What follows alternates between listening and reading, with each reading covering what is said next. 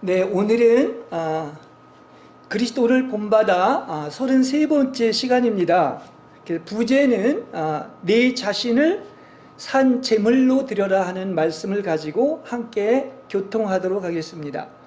본문 말씀은 요한복음 1장 3절, 히브리서 5장 3절, 시편 19편 14절, 사도행전 13장 22절에서 23절, 로마서 12장 1절, 고린도전서 11장 24절에서 26절, 누가복음 14장 33절, 마태복음 6장 14절, 고린도전서 5장 11절, 마태복음 5장 8절에 근거해서 말씀을 전하겠습니다.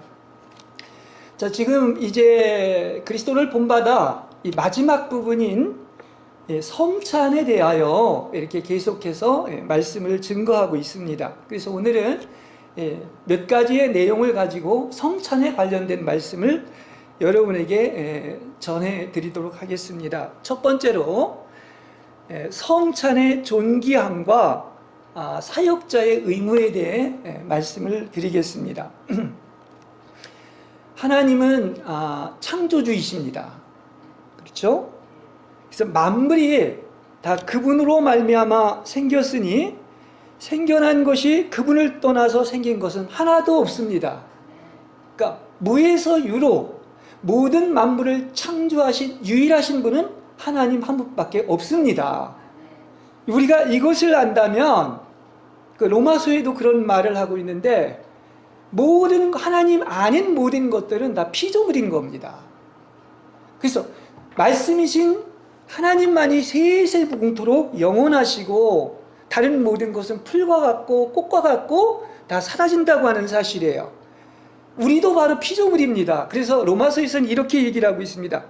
그대가 과연 누구이기에 사람으로서 감히 하나님께 말대꾸합니까? 하나님께 따지면 안 된다는 얘기예요. 왜냐? 그분은 유일하게 창조주시고 우리는 피조물이기 때문인 것이지요. 쉽게 얘기를 한다면 빚어진 것이 빚은이에게 나의 생각과 마음에 들지 않는다 할지라도 왜 나를 이렇게 만들었다고 절대로 말할 수가 없는 거예요. 정말 그것을 하나님은 창조주고 그분이 나를 빚었다는 것을 안다면 아마 그분이 가장 기뻐하시는 것은 뭐겠습니까? 여러분이 그분의 뜻에 절대 순종하는 것인 줄로 믿습니다. 순종은 참으로 아름다운 거예요. 은혜를 받은 사람은 정말로 순종할 줄 아는 것입니다. 그래서 우리는 이걸 알아야 됩니다. 언제나 겸손하게 빚어졌기 때문에 빚은 이후에 우리는 어떤 것입니까? 바로 창조자인 빚은이의 그 뜻에 따라 그 용도에 맞게 사용된다는 사실이에요. 그러니까 우리 인생이라고 하는 것이 우리가 계획할지 모르지만 결국은 하나님에 의해서 계획된 대로 사용되고 또한 나아가서 이루어진다는 사실을 믿으시길 바랍니다. 그래서 사람이 계획하는 것 같지만 결국은 누구의 뜻대로? 하나님의 뜻대로 이루어진다고 성경은 분명히 이야기를 하고 있습니다. 그래서 분명히 우리가 알아야 될 사실은 우리가 은혜를 받고 주님을 알아가면 알아갈수록 모든 것은 하나님만 높이게 되어 있는 거예요. 왜 그렇습니까? 하나님이 창조하셨고 우리의 일생을 운행하는 것도 내가 사는 게 아니라 그분이 운행하는 것이고 모든 것을 완성하는 것도 내가 아니라 바로 하나님이시라는 사실인 것입니다. 할렐루야. 그렇죠? 그럼 우린 참으로 겸손해질 수가 있는 거예요. 그러니까 시작하신 분도 하나님이고 완성하시는 분도 하나님이에요. 이게 성경에서 뭐라고 그러죠? 처음과 끝이고 알파와 오메가다. 다 그분이 하시는 것이다. 이렇게 얘기를 하고 있습니다. 그래서 우리가 알면 할수록 우리는 겸손할 수밖에 없는 이유가 성경을 읽어보면 사람이 하는 게 하나도 없어요. 사람이 힘으로 하는 것은 아무것도 없습니다. 우리가 은혜 받는 비결 중에 하나는 나는 아무것도 할 수 없다. 누구만 할 수 있다? 하나님만 할 수 있다는 것이죠. 부자 청년한테 그러지 않습니까? 사람은 할 수 없지만 하나님만 할 수 있다. 이러면 얼마나 그 믿는 자들이 참으로 아름다운 독성을 갖고 살 수가 있겠습니까? 오히려 하나님은 내 힘으로 내 육체를 사용해서 하면은 하나님은 오히려 진노하시고 죽이려고 할 거예요. 육체를 사용하니까 어떻습니까? 아브라함을 이렇게 어떻죠? 죽이려고 했고, 그래서 할례를 받으라고 한 것이 그거예요. 또 모세한테도 피난편이라고 한 것이 바로 뭐냐? 오직 하나님만 하실 수 있다. 사람은 못한다는 것을 알게 하시기 위한 것입니다. 그러니까 이걸 분명히 알아야 됩니다. 앞으로의 우리의 인생은 바로 뭐냐? 모든 것은 하나님만 하신다. 나는 할 수 없다. 이것을 아시길 바랍니다. 여기에 승리의 비결이 있는 거예요. 여러분이 하는 것 같지만 여러분 속에 마음속에 소원을 두시고 이루시는 분은 누구다? 사실은 여러분이 하는 것이 아니라 하나님이 하시는 것입니다. 그렇죠? 그걸 알아야 돼요. 그래서 뭐 성경은 이런 내용이 계속 반복되고 있는데 바울같이 참 하나님께 귀하게 쓰인 사람이 없는데 그 놀라운 많은 사역들이 자기가 분명히 고백하고 있습니다. 말이나 지혜로 하지 않고 오직 뭘로 했다? 그 영과 능력을 나타내시며 한 것은 사실은 이거 누가 했다는 겁니까? 자기가 한 것이 아니에요. 하나님이 함께 하셔서 하나님이 한 것이고 바울은 단지 뭐다? 도구로 통로로만 쓰여졌다는 사실을 아시기를 바랍니다. 예. 그래서 이걸 분별하는 것이 아주 중요하다는 사실이에요. 그래서 우리는 여러분 자랑하지 마시기 바랍니다. 내가 뭘 할 수 있다고 하기 때문에 자랑하고 자꾸 칭찬받으려고 하는 거예요. 사람이 어떠한 자랑도 할 수 없는 이유는 다 뭐다? 성령과 그 능력으로 하나님이 하시기 때문인 것을 아시기를 바랍니다. 예, 그렇습니다. 그래서 근원이 어디에서 나왔느냐는 게 중요한 것입니다. 나로부터 나온 것이 아니고 오직 하나님으로부터 나온 것만이 어떻습니까? 반드시 건축되고 축복이 있고 또 상이 있을 줄로 믿습니다. 성경이 그런 얘기를 하죠. 천부께서 심지 않은 것은 다 뭐라고 그랬습니까? 천부께서 하늘 아버지께서 주신 것이나 심지 않은 것은 다 무너진다고 하고 있어요. 우리가 신앙생활은 얼마나 하나님, 그 창조주 하나님이 계신데 내 힘으로 무엇을 하려고 하고 하나님을 기쁘게 하려고 하고 이게 다 율법입니다. 이게 다 종교입니다. 아니에요. 하나서부터 열까지 다 뭡니까? 하나님이 하시는 것이고 하나님이 심으신 것이고 하나님이 열매를 맺는 것임을 아시길 바랍니다. 그래서 하늘아버지께서 심지 않은 건 다 무너지게 되어 있는 것을 아시길 바랍니다. 지난주에 이제 성찬에 대한 얘기를 이렇게 하면서 아주 그 두 가지의 중요한 얘기를 여러분에게 말씀을 드렸습니다. 거룩한 성찬에 참여하는 일은 그 두 가지를 얘기하면서 그게 바로 뭐냐? 언제나 하나님을 경외해야 되고, 그죠? 그리고 나아가서 경건함으로 두렵고 떨리는 마음으로 성찬에 참여해야 된다. 이렇게 얘기를 하고 있습니다. 그렇습니다. 여호와를 경외하는 것은 지혜의 근본이지요. 그렇습니다. 정말 우리는 두려워해야 돼요. 하나님을 알면 알수록 두렵고 경외하는 마음을 가져야 됩니다. 그리고 또 하나는 경건한 신앙생활을 해야 되는 것이죠. 그래서 우리가 얼마나 하나님을 경외하고 경건한 생활을 하고 있습니까? 이게 신앙생활의 핵심입니다. 그 두 가지가. 그래서 경외는 바로 뭐냐면 하나님을 경외해야 한다. 두려워할 외치 않는데 공경하고 경외한다는 것은 이건 거룩함과 관계가 있는 거예요. 경외라고 하는 것은 어떤 하나님 아닌 것들, 나나 육체의 성분이 조금이라도 섞여서는 안 되는 거예요. 이게 두렵고 떨리는 마음인 거예요. 오직 하나님으로만 하는 것이고 하나님만 나오는 것이죠. 내 것이 섞이면 안 되는 거예요. 이것이 바로 경외라고 하는 것을 알 수가 있고요. 경건은 바로 뭐냐? 경건의 그 모양은 하나님이 육신을 가지고 나타나는 것처럼 우리에게 적용이 한다고 하면 다른 사람이 저 사람이 경건한 것을 뭘로 볼 수가 있습니까? 여러분은 하나님을 경외하고 경건한 삶을 살아야 되는데 경건한 삶이 어디에서 드러나느냐고 하면 여러분을 보면 알 수가 있는 거예요. 그게 무슨 얘기냐? 여러분을 보면 여러분의 생활을 통해서 바로 하나님이 나타나고 표현되고 하나님을 느낄 수 있어야 됩니다. 그러니까 어느 형제라고 하는 어떤 사람, 예명선 형제 이게 아니라 예명선 형제를 통하여 나타나는 바로 하나님이 표현되고 하나님의 인상이 나타나는 거예요. 그래서 어떤 인상을 받는 것이냐, 사람의 인상을 받는 것이 아니라 그 사람을 통해서 저 사람은 참으로 누구다? 하나님의 사람이다 하는 이런 인상을 주는 것이 바로 뭐냐? 이것이 바로 경건한 삶이다, 이렇게 얘기를 할 수 있습니다. 근데 이 말씀의 특징은 바로 뭐냐? 경건의 모양만 있지 경건의 실제가 없다고 그랬어요. 그죠? 그러니까 교회는 나오고 열심히 신앙생활을 하지만 전혀 다른 게 없어. 세상과 다른 것이 없어. 그러니까 여러분을 보면 무슨 인상을 받아야 되는데, 하나님을 본 인상을 받아야 되는데, 하나님을 인상이 아니라 뭐 세상 사람하고 똑같다면 이건 경건한 것이 아니란 말입니다. 그러니까 우리 생활에서 하나님이 표현돼야 되는데, 사람을 보면 예수를 오래 믿었어도 여러분 자신의 성분이 너무나 많다는 데 문제가 있는 거예요. 여러분을 보면 누구 본 것과 같아야 된다? 하나님을 만나고 온 것과 같아야 된다. 이것이 바로 경건한 신앙생활이다, 이렇게 말씀을 드릴 수가 있겠습니다.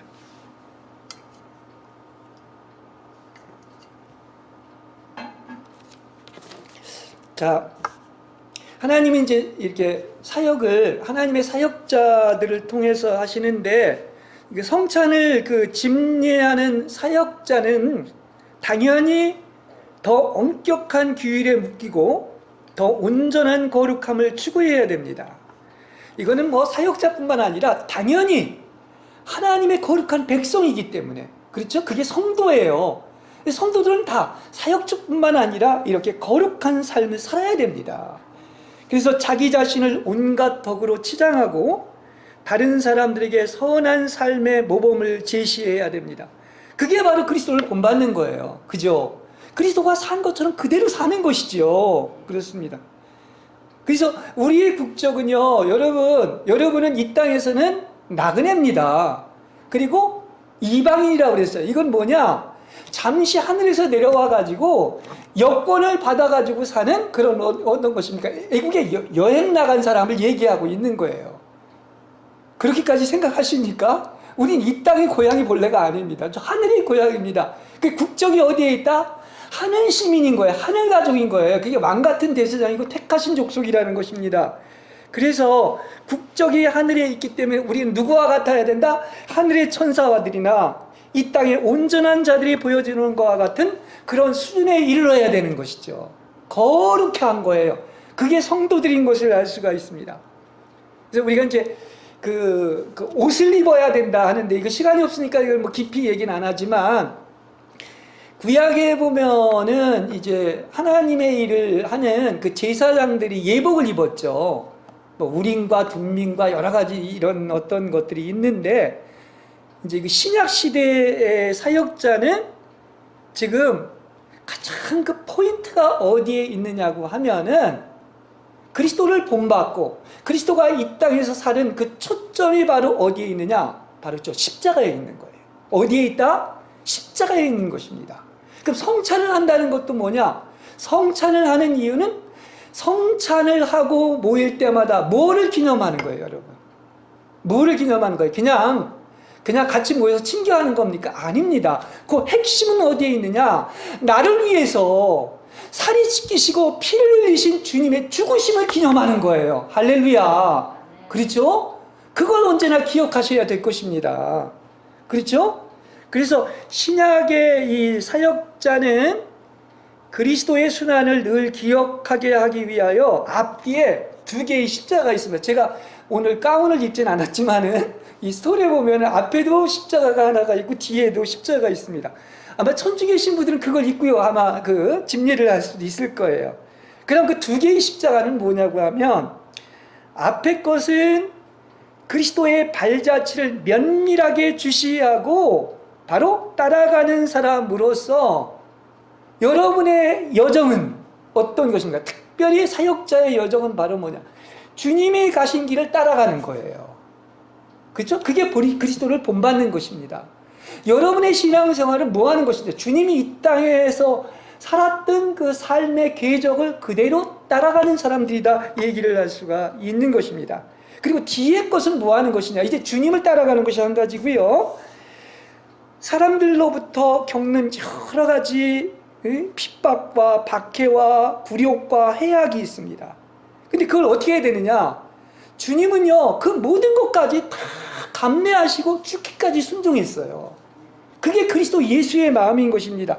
그러니까 우리도 어떻게 해야 되겠습니까? 오직 그분의 온유하고 겸손한 마음을 가지고 모두 다 기쁜 마음으로, 단 마음으로 감내하시기 바랍니다. 그렇죠? 수고하고 무거운 짐진 자들아, 내게 너희를 편히 쉬게 한다고 그랬는데, 바로 그 마음, 그 예수님의 겸손하고 온유한 마음이 있으면 모든 것을 단 마음으로 누가 어떤 말을 한다 할지라도 어떻습니까?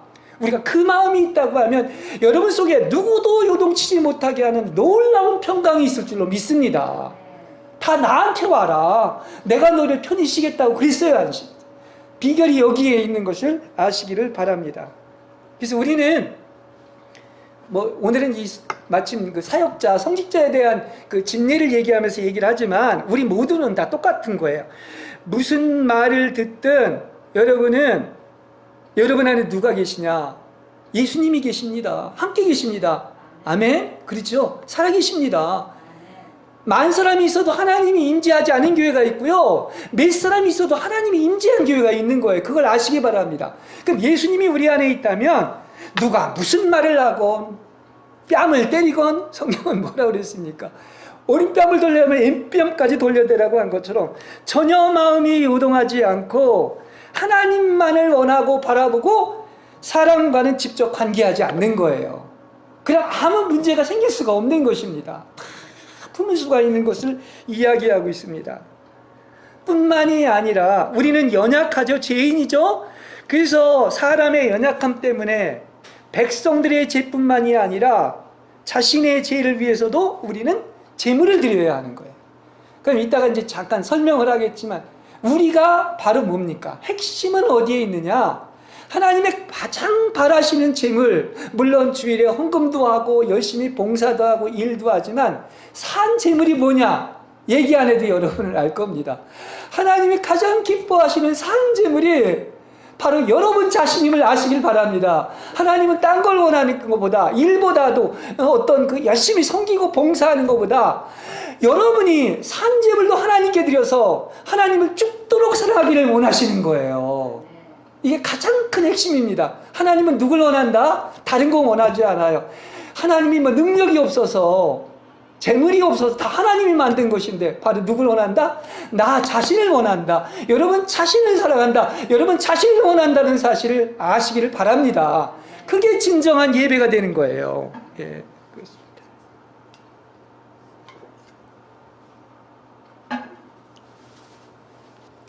그래서 로마서 12장 1절에서도 얘기하는 거죠.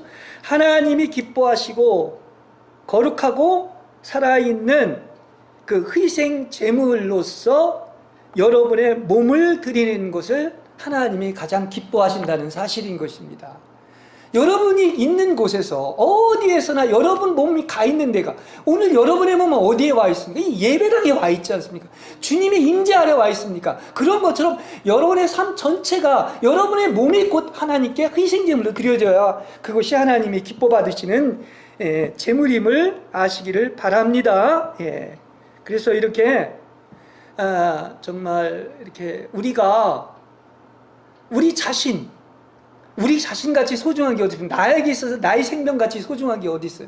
근데 자기를 부인하고 자기 십자가를 지고 목숨을 사랑하지 않는다는 것은 나 자신의 생명을 하나님께 부으면 그것이 제일 마지막 가장 좋은 것을 선택한 거예요. 무슨 얘기인지 아시겠습니까? 여러분 하나님께 붙는 날이 있으시길 바랍니다. 아낌없이 붙기를 바랍니다. 그러면은 용도나 결과에 상관없어요. 우리 인간의 천연적인 머리는 자꾸 거기에서 상업적인 계산을 해가지고 내가 얼마를 드리면 그 향유옥합을 부었을 때 그러지 않습니까? 왜 이걸 아깝게 어려운 사람들한테 주지 예수님께 허비를 냈느냐 이렇게 얘기하고 있는데, 인간은 용도나 어떤 결과를 생각하지만 하나님은 뭐를 보신다? 바로 하나님은 하나님이 기뻐하시는 산 제물이 되는 것을 기뻐하시는 거예요. 그렇죠? 그렇기 때문에 그것은 바로 뭡니까? 이게 허비의 원칙이라고 하는 것인데, 허비의 원칙은 우리가 10만 드려도 되는데 100을 드리고 200을 드린 거예요. 이 말은 무슨 얘기냐? 우리가 신앙생활하는 마지막 궁극적인 목적이 어디에 있느냐? 딴 거 필요 없습니다. 하나님께 드리는 거예요. 하나님께. 그래서 너무 많이 그분께 드린 것만 같고 아무것도 얻지 못한 것만 같을 때, 이것이 바로 허비의 원칙인데, 이것이 하나님이 가장 기뻐하시는 것인 줄 믿으시기 바랍니다.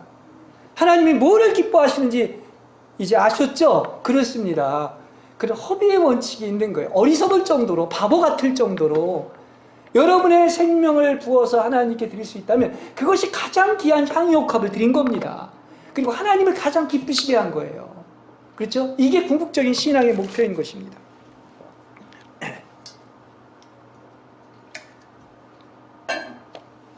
두 번째, 성찬에 참여하기 전에 어떤 준비를 하여야 하는가입니다. 우리가 아까 찬송에도 얘기했지만, 우리는 달고 오묘한 그 말씀을 날마다 먹고 묵상하고, 또 나아가서 모일 때마다 성찬에 나가라고 주님이 명령을 하셨어요. 근데 한국의 개신교는 거의 성찬을 안 하죠. 근데 초대교회는 오히려 다른 건 못 드렸어도 모일 때마다 성찬에 참여를 했습니다. 왜냐? 지금 주님의 거룩한 몸과 피를 받는 그런 의식인 거예요. 그게 축사하시고 나면 실제로 그리스도가 함께 하시는 것을 이야기하고 있습니다. 그래서 성찬에 나아가지 않는다면 하나님의 생명을 받는 것으로부터 도망치는 것이니까, 하나님의 생명을 받으려면 말씀을 먹고 성찬에 참여해야 되는 것이고, 또 만일에 성찬을 받기에 합당하지 않은 상태로 나아간다면 주님을 노하시게 하는 거예요. 그렇죠? 그러니까 우리는 언제나 말씀을 먹고 성찬에 참여하고 성찬에 합당한 자세를 준비하고 있어야 될 것입니다. 그 다음 세 번째, 양심을 잘 살피고 거룩한 개선 의지에 관하여 말씀드리겠습니다. 우리는 언제나 양심을 살피고 삶을 고쳐나가야 됩니다. 어떻게 보면 기독교는 양심 종교예요. 그죠? 우리에게 하나님이 영의 부분을 주셨는데 그 중에 하나가 양심입니다. 우린 조금도 양심에 꺼리낌이 없어야 돼요. 그죠? 그리고 양심이 바로 하나님의 음성이에요. 양심을 통해서, 양심의 소리, 우리의 내면에, 이 하트 안에 있는 그 양심에서 우러나오는 소리가 하나님의 음성임을 아시기 바랍니다. 그렇죠? 조금도 거리낌이 없어야 되고, 양심에 거리낌이 없으면 반드시 고쳐나가야 되는 것, 개선해야 된다는 사실인 것입니다. 그래서 우리는 양심을 면밀하게 살피고 참되고 겸손한 통의 자복을 통하여 양심을 정결하게 하여 한 점 부끄러움 없는 양심으로 성찬에 참여해야 됩니다. 우리가 이렇게 신앙생활이 더 깊이 들어가면 들어갈수록 죄를 안 짓는 것 같지만은 더 회개할 게 많아집니다. 왠지 아십니까? 하나님의 수준에 가면 갈수록 왜 이렇게 내 죄가 크고 회개할 것이 많은지 몰라요. 통에 자복할 수밖에 없는 거야. 그래서 우리의 인생은 어떻게 보면 전 인생 자체가 없는 거야. 평생 회개하는 인생이 될 수밖에 없어요. 모르니까 자기의 의를 자랑하는 것이지 얼마나 우리가 죄인의 계수인지를 알 수가 있다는 사실인 것입니다. 그래서 우리는 삶에 배어있는 온갖 죄악들에 대하여 슬퍼하고 애통하며 여러분의 죄들을 고백하시길 바랍니다. 깨끗하게 흠정티 없이 언제나 주님 앞에 나올 때마다 그래야 되는 거예요. 주여, 여전히 너무나 육신적이고 세상적이고 정욕이 죽지 않고 펄펄 살아있고 꿈틀대는 욕망이 내 속에 있음을 고백합니다. 제가 이런 얘기를 하고 있지만, 제가 나름대로 이제 그래도 신앙의 어떤 연륜이 이렇게 깊음에도 불구하고 아직도 어떤 때는 다 죽은 것 같은데 펄펄 살아있고 꿈틀거리는 내 자신이 있는 거예요. 자아가 있는 겁니다. 그리고 판단하고 비판하는 거예요. 와, 그렇구나. 당연히 주님 앞에 나올 때마다 통에 자복하고 회개할 수밖에 없다고 하는 사실이, 그게 우리라는 것을 아시길 바랍니다. 아, 나는 이번 주에 죄에 앉았으니까 회개할 것이 없다. 어림없는 소리예요. 하나님이 빛을 비춰주시면 내가 얼마나 역겹고 더러운 죄인인 것을 알고 회개를 드릴 수밖에 없는 거예요. 이게 거룩해지는 비결임을 아시길 바랍니다. 그렇죠? 빛이 비치면 비칠수록 회개할 것이 많아요. 하나님의 수준에 올라가려면 아직 멀었습니다. 그죠? 얼마나 하나님과 나의 그 생각이 차이가 있고 길이 차이가 있고 거리가 있습니까? 근데 이게 가까이 가면 갈수록 당연히 회개할 수밖에 없다는 사실을 알 수가 있는 거예요. 우리는 얼마나 이기적인지 몰라요. 그죠? 많은 것을 가지려는 데는 탐욕스럽고, 베푸는 데는 인색했고, 비천한 자들과 절망에 빠져 있는 자를 끌어안는 일에는 관심이 없고, 꽃하면 내게 있는 것들을 악착같이 지키고자 한 이러한 그 욕망, 욕심의 종, 안목의 종욕, 이생의 자랑을 다 고백하는 여러분들이 되시길 바랍니다. 우리 인간이 본래 타락한 존재가 그것입니다. 이게 싹 없어져야 되니까, 그죠? 깨끗해지고 거룩해져야 되니까 당연히 그것이 없어질 때까지 우리는 회개할 수밖에 없다는 사실을 아시기를 바랍니다. 예. 그리고 무엇보다도 우리는 뭘 지켜야 되는? 아까 그랬죠? 뭐 윤동주의 서시에도 하늘으로 한 점 부끄러움 없는 어떤 이런 서시가 있는 것처럼 기독교는 어떤 면에서 양심 종교다. 양심에 요만큼도 거리낌이 없어야 한다. 그렇기 때문에 여러분은 무엇을 지켜야 되느냐? 이 머리에서 나오는 생각이 아닙니다. 하나님은 어디에 계시느냐? 여러분 내면이 심장에 있는 거예요. 하트에 있는 거예요. 그럼 여러분 하트는 뭡니까? 마음이란 말입니다. 그래서 무엇보다 지켜야 될 것이 바로 여러분의 마음인 거예요. 그죠? 생명의 근원이 이에서 난다고 잠언서에서 이야기를 하고 있습니다. 여러분 항상 마음을 지키며 살아가고 있습니까? 여러분의 마음이 곧 여러분의 신앙인 거예요. 그렇지 않습니까? 그래서 우리가 좋을 때는 다 마음을 지킬 수가 있을지 모르지만 역경 가운데 있을 때에도 우리는 마음을 지켜야 됩니다. 그러면 결코 흔들리거나 다른 사람은 심지어 악한 사탄 마귀의 역사가 있다 할지라도 어떻습니까? 우리의 마음은 하나님만 향하고 또 우리의 마음의 묵상이 주께 연락되고 오직 마음의 합한 자가 되게 될 줄로 믿습니다. 이게 주님과 합한 자가 된 거예요. 누구가 그랬다고 그랬죠? 다윗이 그렇지 않습니까? 하나님이 보실 때, 그러니까 하나님은 뭐를 보느냐? 여러분 하트, 주님이 계신 여러분의 하트를 보는데, 그 예수의 심장이 있는 여러분을 보시는데, 그 마음을 보시고 하나님이 기뻐 연락하시는 거예요. 그러니까 우리의 마음을 지킬 줄 알아야 됩니다. 여러분의 마음을 지킬 때는 무슨 일이 생기건 어떤 일이 있건 핍박을 받건 역경에 처하건 항상 그 자리에 있는 거야. 그래서 요동치지 않고 영향받지 않고 화내지 않고 언제나 단마음으로 기뻐하며 순종하며 오직 어떻습니까? 주님만을 향하는 거예요. 그분만을 사랑하는 거예요. 이게 바로 마음을 지키는 비결임을 아시기 바랍니다. 그런 후에 내 자신을 온전히 포기하고 몸과 영혼을 내게 맡김으로써 정말로 이렇게 하나님의 이름을 영화롭게 할 영원한 번제로 여러분 자신을 마음의 제단 위에 바치시는 여러분 되시길 바랍니다. 이런 날이 여러분이 있어야 돼요. 날마다 있어야 되고, 여러분 아마 지금 언젠가 여러분의 친척, 여러분의 재물, 여러분의 시간, 여러분의 가장 좋은 것, 그리고 가장 중요한 핵심은 바로 내 자신을 하나님께 온전히 헌신한 날이 있을 거예요. 이거 있지 않고는 하나님 알 수 없습니다. 하나님과 연합될 수 없습니다. 하나님 얼굴을 볼 수 없습니다. 이런 결단의 날이 있는 것이지요. 그 헌신한 날이 있는 것을 알 수가 있어요. 그 주의 제단 위에 산제사를 드리는 여러분들이 되시길 바랍니다. 그렇죠? 예, 그렇습니다. 그러면은 이제 어떻게 되겠습니까? 그야말로 하나님이 기뻐 받으시고 정말 은혜를 물붓이 부어 두시는데, 그래서 다시 한번 강조를 하지만 이 성찬과 관련돼서 왜 성찬을 할 때 하나님이 기뻐 받으신 게, 나를 위해서 주님께서 이렇게 살이 찢기시고 피를 흘리신 것처럼 여러분도 주님께 어떤 것입니까? 여러분의 생명을 부어서 여러분 자신을 순전하고 온전하게 하나님께 봉헌하는 것보다 더 가치 있고 합당한 봉헌은 없고, 죄를 씻는데 이거보다 더 큰 능력의 제물은 없습니다.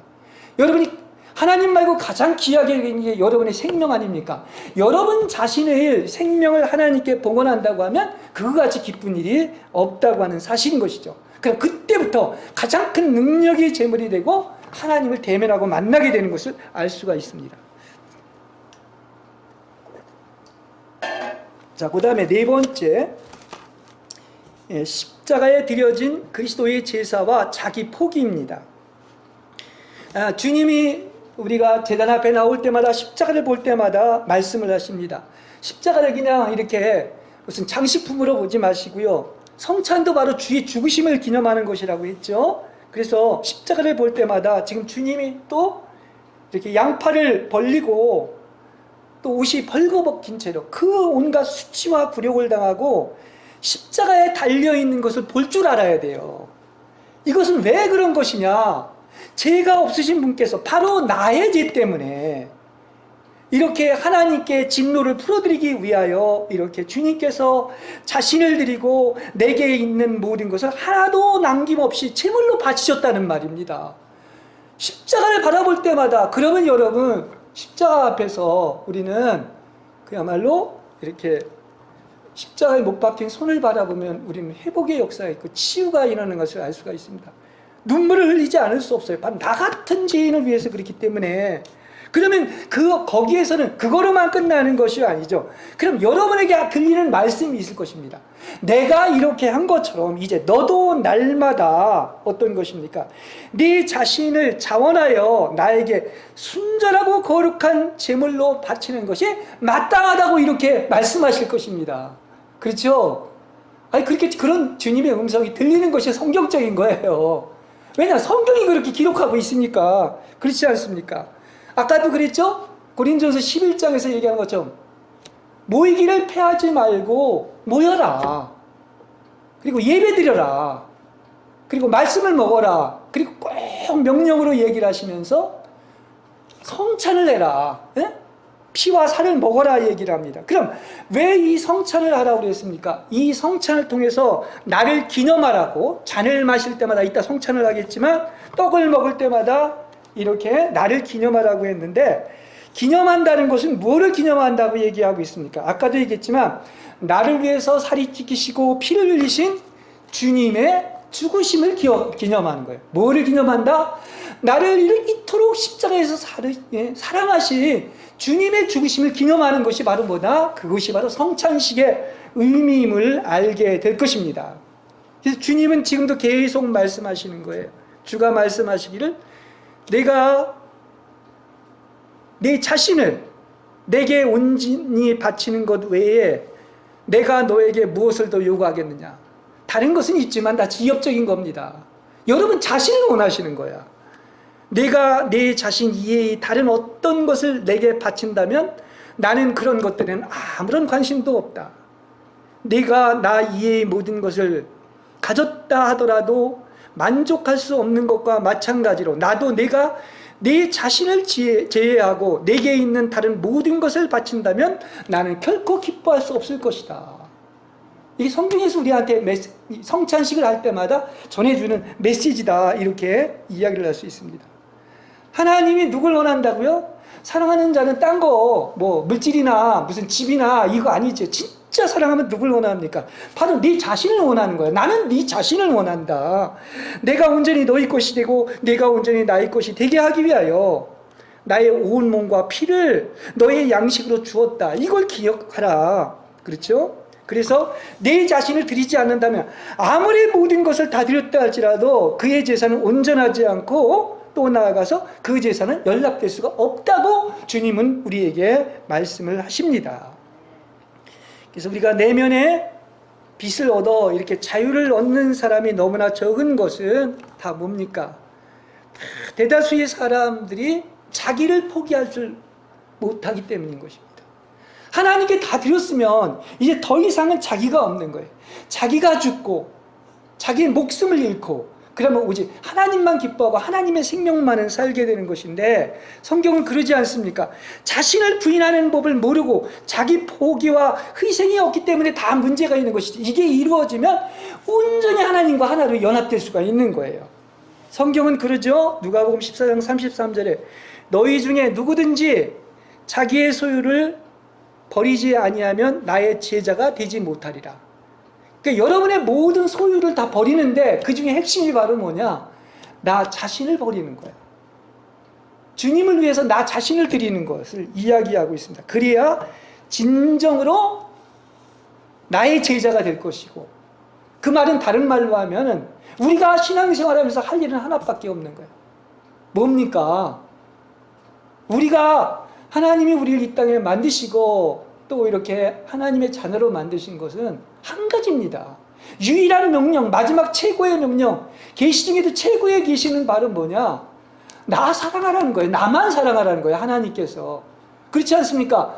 구약에서 출애굽기의 1계명도 하나님이 다른 것 우상 두지 말고 나를 사랑하라는 얘기고, 모든 계명의 요약도 바로 뭡니까? 마음을 다하고 목숨을 다하고 뜻을 다하고 힘을 다하여서 주 너의 하나님을 사랑하라. 이게 되면 다 이루어지는 것을 우리는 알 수가 있는 것입니다. 예.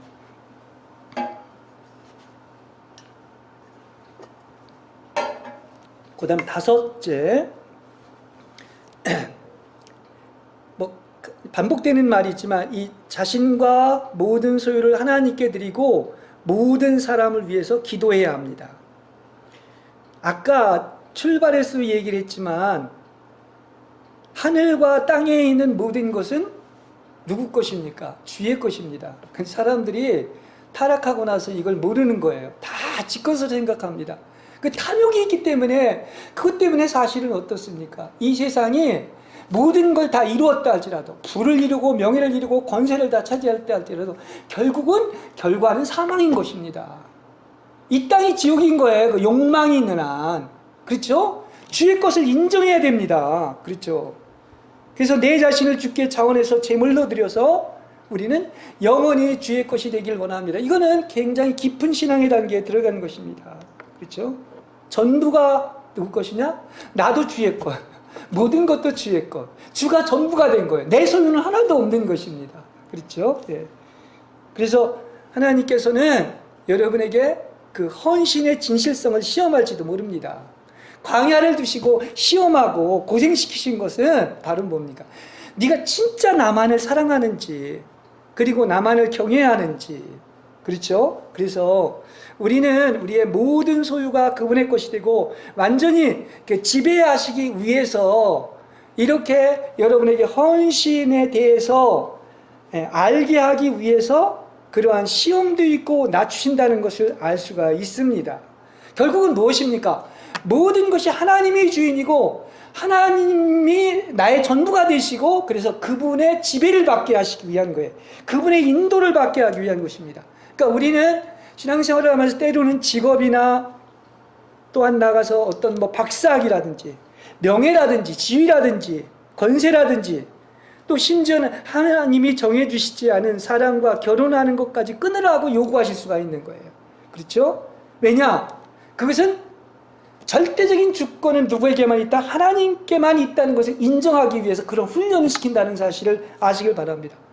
여러분, 하나님의 뜻을 이루기 위하여, 하나님이 요구하는 것을 위하여 여러분은 무엇을 이뤘습니까? 무엇을 바쳤습니까? 무엇을 끊었습니까? 그런 것이 없으면 하나님과 이게 절대적인 관계가 형성될 수가 없는 거예요. 내가 끊은 만큼 하나님이 요구하시는 대로 모든 것을 버리고 포기한 만큼 하나님과의 관계가 이루어지는 거예요.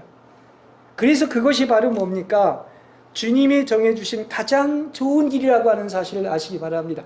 우리 믿는 자에게 있어서 우연은 없습니다. 모든 것은 하나님의 손길과 안배함이 있는 거예요. 그러니까 나에게 지금 있는 이 자리, 지금까지 살아온 것, 이것이 이 길이 가장 족한 길이고 가장 좋은 길임을 믿으시길 바랍니다. 그렇습니다.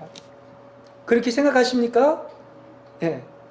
내 마음에 들건 안 들건 지금까지 살아온 것이 하나님의 은혜고 가장 좋은 길을 하나님이 안배하시고 또한 나가서 가장 좋은 길로 인도하셨구나.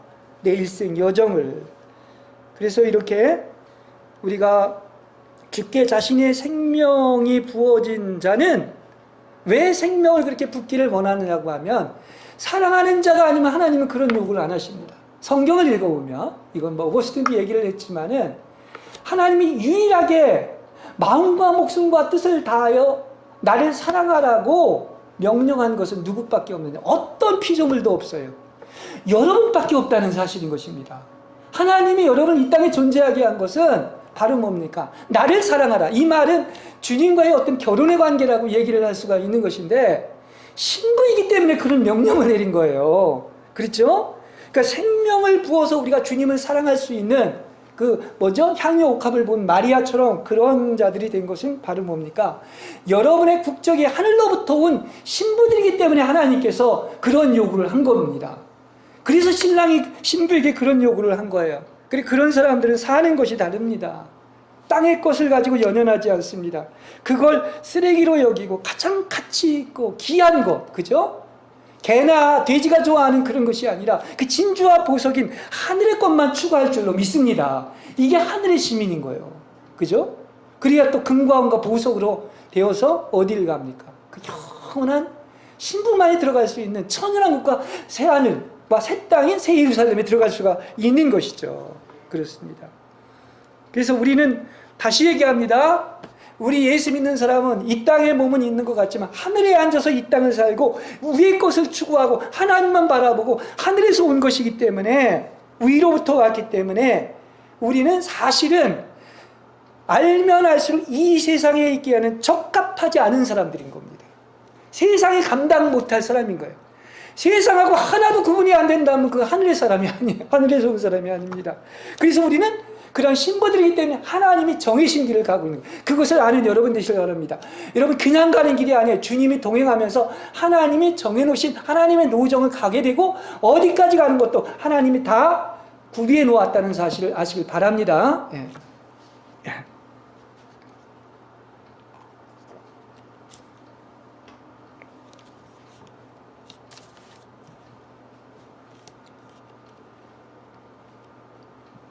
그 다음에 마지막 여섯째, 한 가지가 더 있네요. 성찬을 거르는 것을 가볍게 생각하지 말아야 됩니다. 우리가 이제 일반적으로 오늘 성찬에 대해서 계속 얘기를 하니까, 그러면 우리가 너무 성찬을 소홀히 하고 왜 성찬을 왜 교회에서 안 하느냐 하는데, 사실 이건 하나님의 명령입니다. 그리고 또 오늘 메시지가 성찬에 대한 메시지이기 때문에 이렇게 전해드리는 거예요. 우리가 이렇게 정욕과 악을 치료받고자 하고 마귀의 온갖 시험과 속임수에 빠져 이길 수 있을 정도로 더 힘있고 깨어있고자 한다면 원천도로 들어가야 돼요. 하나님이 하라는 거 해야 되는 것입니다. 그 중에 가장 큰 핵심이 하나님께 예배드리는 것인데, 예배드리는 핵심이 바로 무엇이냐면 두 가지입니다. 하나는 말씀으로 드리는 것이고 하나는 성찬으로 드리는 거예요. 그러니까 여러 가지 성김도 있고 봉사도 있고 뭐 전도도 있고 헌금도 있지만 하나님이 기뻐하고 하나님께 영광 돌리는 것이 가장 중요하죠. 근데 예배의 두 봉우리가 있는데 그 중에 하나가 바로 지금 말씀을 하고 있는 것처럼 말씀으로 드리는 예배와 성찬으로 드리는 예배예요. 그리고 이것은 가장 좋으신 주님께서 우리에게 생명의 떡으로 오셔서 생명의 떡을 먹는 것이요 주님의 피를 마시는 것입니다. 이것을 얘기하고 있는 것이지요.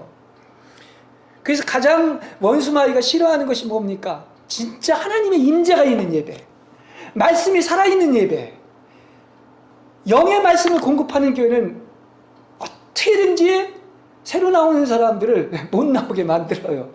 그것을 알 수 있습니다. 여기까지 찾아나온 것은 저는 하나님의 은총이라고 믿습니다. 그걸 제가 많이 체험했기 때문에 그런 말씀을 하는 거예요. 그러니까 원수마귀는 이렇게 말씀, 그것도 참된 영의 사역을 하는 그런 말씀, 그러니까 왕국복음이라고 할까요?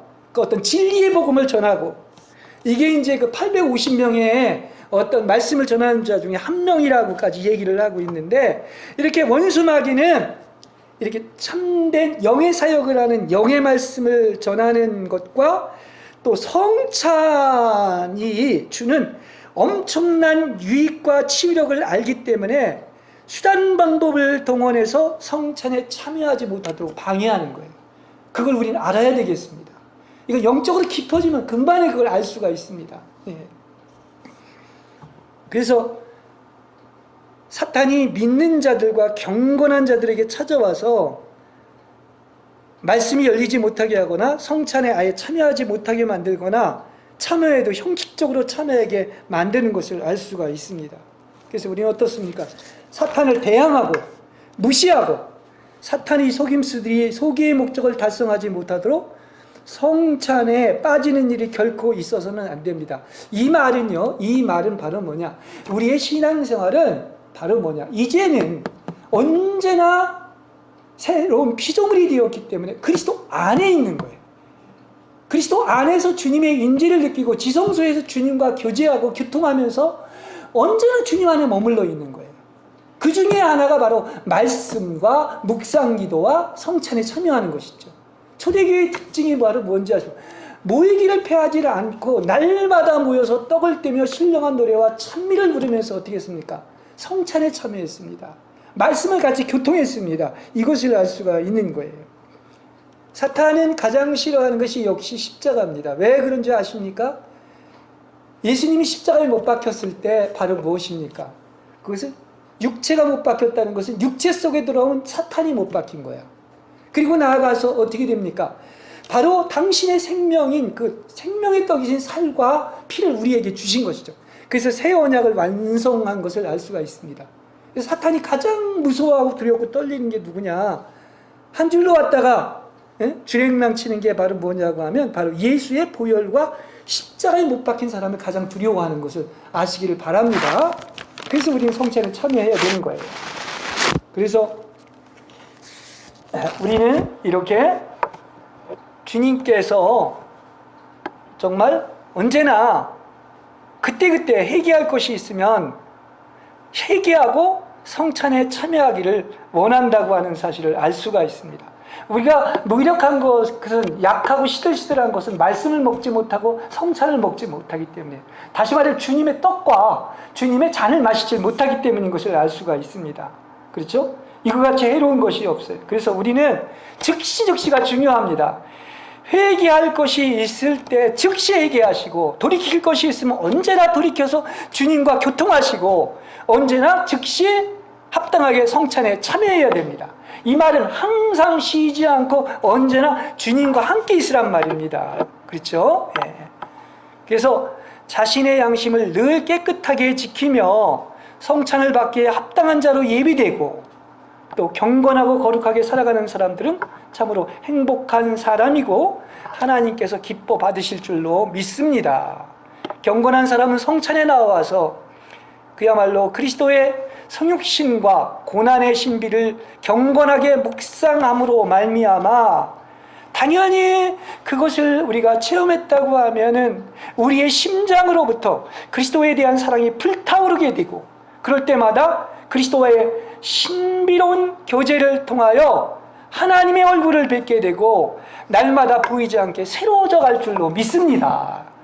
신앙생활은 뭐 하는 것이냐? 지성소에 들어가서 하나님을 만나고 하나님을 대면하고 하나님의 얼굴을 보는 것을 이야기하고 있지 않습니까? 자, 마지막 7제입니다.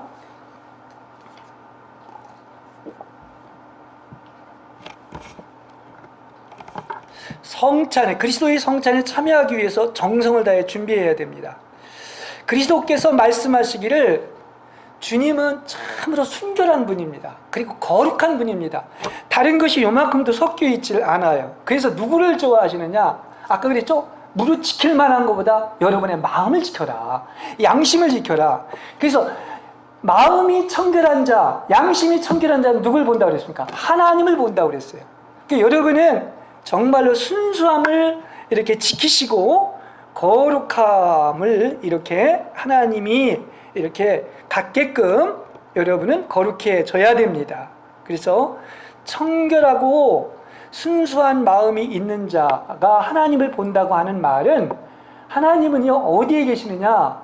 어디에 계십니까? 이 자리에 계시고 특별히 하나님은 저 밖에 있는 것이 아니라, 행복의 파랑새가 밖에 있는 것이 아니라 여러분의 하트 안에 있습니다. 심장 안에 있습니다. 그러면 마음이 청결한 자가 하나님을 본다고 하는 말은 바로 뭐냐? 여러분의 마음이 청결하면, 순수하면 바로 나의 거처가 어디가 된다는 거예요? 여러분의 마음이 된다는 거예요. 여러분의 마음에 거처를 정하신다는 거예요. 깨끗한 자에게. 그것을 얘기하고 있습니다. 그렇기 때문에 우리는 세상을 향한 모든 창문을 닫아버리고 제 가시를 다 뽑아버리십시오. 그리고 마음 안에 들어가려고 하면 어떻게 됩니까? 우리의 지성소인, 우리의 영이라는 곳이 있습니다. 그러한 지성소인 골방에 들어가서 하나님과 함께 머무시는 여러분이 되시길 바랍니다. 참 사랑이 있는 자는 자기를 사랑하는 자를 위해 가장 좋고 아름다운 자리를 예비합니다. 그 자리가 어디입니까? 그 자리가 여러분의 중심은 마음인 거예요. 그죠? 가장 깊은 곳. 그죠? 그래서 내가 얼마나 그분을 사랑하는지 그것에 의해서 드러나기 때문입니다. 그래서 제가 볼 때는 마음이 청결한 자에게 하나님이 내가 있을 곳이라고 했습니다. 그래서 우리의 마음을 보면 알 수가 있는데 여러분에게 환난이 올 때 진짜 여러분의 속마음이 드러나게 돼 있는 거예요. 그 나를 알 수가 있는 거야. 그죠? 환난이 올 때 내가 어떻게 그것을 대응하느냐. 하나님이 어떤 환경에 넣든지 용서하고 감사하고 원망하지 않고 마음을 지켜 하나님만을 바라보는 여러분이 되시길 바랍니다. 이게 마음을 지키는 비결이라고 하는 것입니다. 그러나 역시 이 모든 것은 내가 하는 것이 아니에요. 하지만 그 모든 것은 바로 뭐냐? 내가 아무리 정성을 다해 준비하더라도 나의 이 성찬상의 떡에 나오는 것은 누가 하는 것이냐? 나오도록 허락하신 것은 하나님의 자비와 은혜와 은총 덕분인 것입니다. 너는 베푸는 애에 보답할 길이 없기 때문에 오직 자신을 낮추고 내게 감사할 수만 있을 뿐이라는 것을 명심하시기 바랍니다. 이 모든 것이 다 뭐다? 하나님의 은총으로 된 것이다. 하나님이 긍휼과 자비가 임하지 않았다면 이렇게 할 수가 없었다는 것을 아시길 바랍니다. 너를 성찬에 초대한 것도 바로 하나님인 나고 너에게 성찬을 명한 것도 나이기 때문에 내게 부족한 것이 있으면 하나님이 다 채워주신다는 거예요. 내가 은혜 받은 것은 은혜 받을 만한 것이 내게 있어서가 아니라 내가 너를 불쌍히 여겨서 긍휼을 베푼 까닭이다. 그래서 하나님은 긍휼히 여기실 자를 긍휼히 여기시고 불쌍히 여길 자를 불쌍히 여기시고 인간의 노력으로 힘으로 되는 것이 아니라 오직 하나님의 은총으로만 되는 것을 아시기를 바랍니다. 예, 그렇습니다. 그래서 내가 나를 거룩하게 하려고 내게 오는 것이 아니고 내가 너를 거룩하게 하여 정말 더 나은 자, 나만을 사랑하고 경외하고 경건한 자가 되기 위해서 주님이 찾아오시는 거예요. 그러니까 사실 우리가 믿는 하나님은 어떤 하나님이냐? 다 모든 것이 친히 찾아오시는 하나님. 그래서 모든 것을 주시는 하나님인 겁니다. 수고한 자가 다 내게로 오라고 하는 말은 다른 말로 얘기한다면 하나님이 초청하시고 친히 찾아오신다는 거야. 그래서 당신 자신을 우리에게 주었다는 그런 말이 되는 것입니다. 그렇죠? 예. 그래서 우리는 이렇게 오직 항상 주 안에 머물면서 하나님과 교제를 나누는 여러분 되시길 바랍니다. 이게 영 안에서 주님과 지성소에서 교통하는 것인데 그것이 가장 좋은 한 가지 좋은 편을 선택했기 때문에 그것은 절대로 빼앗아지지 않습니다. 겉에 드러나는 것은 뺏고 흔들리고 넘어지고 하지만 이것은 빼앗기질 않습니다. 언제나 요동치질 않습니다.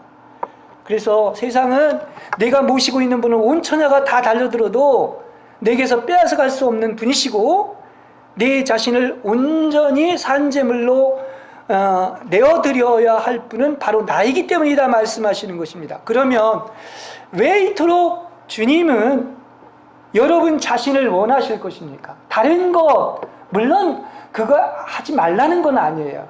우리가 봉사도 하고 섬김도 있어야 되고 가난한 자도 구제해야 되고 헌금도 해야 되고 해야 되지만은 궁극적으로는 뭘 하기 위한 것이냐? 내가 원하는 것은 너 자신을 원한다 이렇게 얘기하고 있지 않습니까?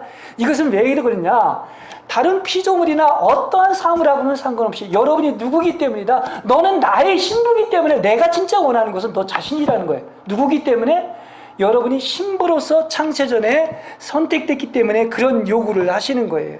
내가 그렇게만 한다면 너는 모든 염려를 벗어나 내 안에 살아가게 될 것이며 은혜의 강물로 조금도 부족함이 없을 것이며 하나님인 신랑이신 그리스도가 바라는 것 거룩한 신부가 그리스도 앞에 서는 것처럼 그야말로 거룩하고 흠이 없는 신부가 되게 하기 위해서 이 하나님의 궁극적인 목적을 이루기 위해서 이 모든 일인 이 예배와 말씀과 성찬에 있다는 사실을 꼭 주님의 성찬을 드릴 때마다 기억하시고 기념하는 여러분이 되시길 바랍니다.